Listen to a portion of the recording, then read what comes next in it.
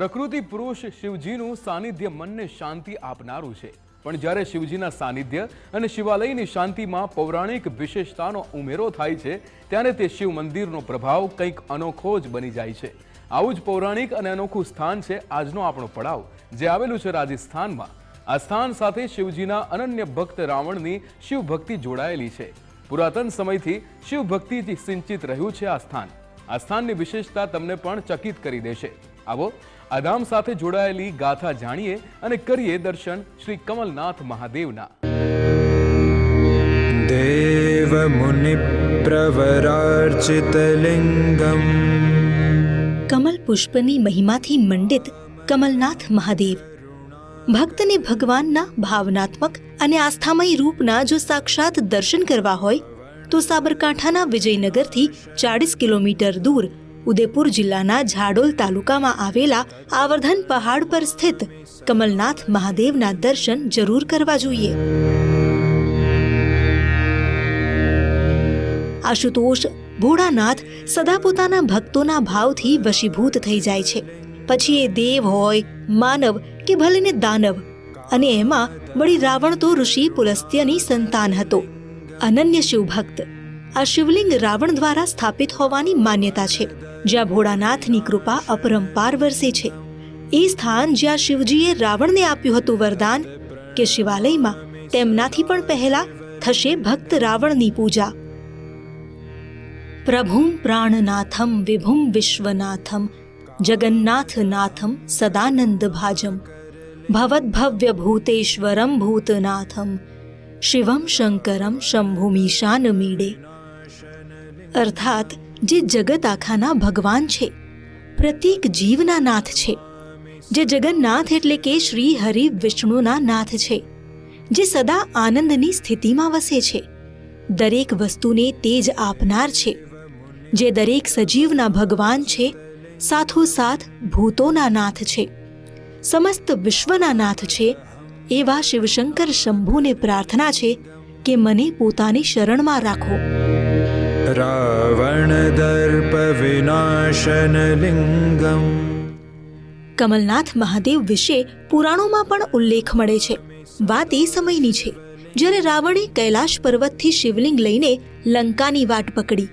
શિવજીએ રાવણની પરીક્ષા કરી અને રાવણના હાથમાં શિવલિંગ આપતા કહ્યું કે રસ્તામાં શિવલિંગને નીચે નહીં મૂકવું, નહીંતર શિવલિંગ ત્યાં જ સ્થાયી થઈ જશે। માર્ગમાં રાવણ લઘુશંકા માટે રોકાયા, એટલે આવર્ધન પહાડોમાં જંગલ વચ્ચે શિવલિંગ મૂક્યું અને શિવજી ત્યાં જ સ્થાપિત થઈ ગયા। रावण ने इसी जगह पर इस आवरगढ़ में रह करके यही कमल की पूजा की। उसने उसका संकल्प था 101 फूल चढ़ाने का। उसने यहाँ पास में वांसबारी में तालाब बनाया। तालाब बना करके रोज उसका क्रम था फूल चढ़ाना। कमल के फूल चढ़ा रहा था। एक दिन कमल के फूल चढ़ाए, इसीलिए आपका नाम कमलनाथ जी पड़ा है। कमल की पूजा करने से ही नाम कमलनाथ जी पड़ा।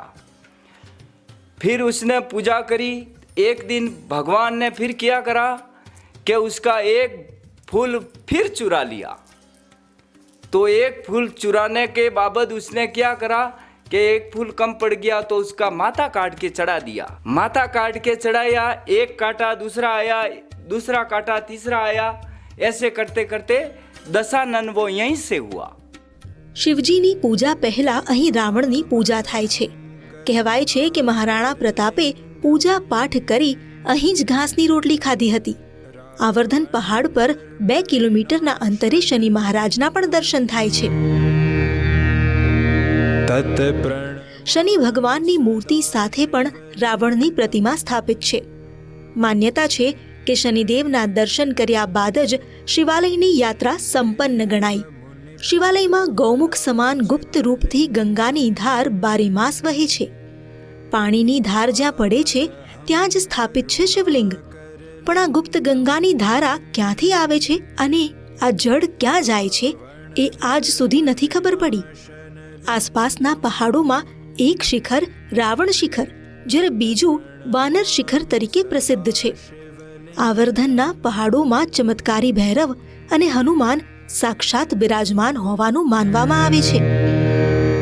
कामदः બધા દેવતાના દર્શન કરી યાત્રા સફળ થાય છે.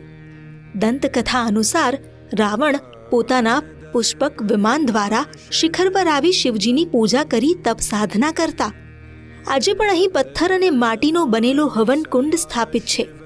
આ પવિત્ર તપોભૂમિ પર આવીને ભક્ત ધન્ય થઈ જાય છે. कमलनाथ बहुत ही अच्छा और प्यारा मंदिर है और जो ईसा इसे धरना से जो मांगोगे वो मिलेगा, लेकिन भगवान के यहाँ आना पड़ता है और दर्शन में रहना पड़ता है. जो भगवान आप घर बैठे कुछ मांगने से आओगे तो मंदिर नाम से और फूल देते हैं, महादेव सरासर फूल देते हैं, वो आपकी कामना पूरी होती है. उसकी जिम्मेदारी सीना ठोक के देते हैं.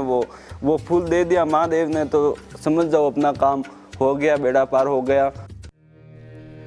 આ પવિત્ર સ્થળ હરિદ્વાર સમાન ગણાય છે. કેટલાય ભક્ત પોતાના મૃત પરિજનોના અસ્થિ વિસર્જન માટે પણ અહીં આવે છે. જ્યાં પ્રકૃતિ પુરુષ પશુપતિ નાથનો નિવાસ હોય ત્યાં પ્રકૃતિ પણ સ્વયં પોતાનો વૈભવ લૂંટાવા તત્પર હોવાની જ. પહાડો વચ્ચે ગાઢ વન, વૃક્ષો પરથી વહેતો પક્ષીઓનો મધુર કલરવ, ઝરણાઓનો સંગીતમય રાગ અને મનમોહક દ્રશ્યો. કૈલાશ ધામ જેવી અનોખી અનુભૂતિ થાય છે અહીં. શિવભક્તો જાણે અલગ જ દુનિયામાં આવી ગયા હોય તેવું અનુભવે છે. ભક્તિ અને પ્રકૃતિનું સંગમ સ્થાન લોકો માટે આસ્થાની સાથે મનોરમ્ય પર્યટન સ્થાન પણ બની ગયું છે. सर्पविनाशनलिङ्गम् तत् प्रणमामि सदा शिवलिङ्गम्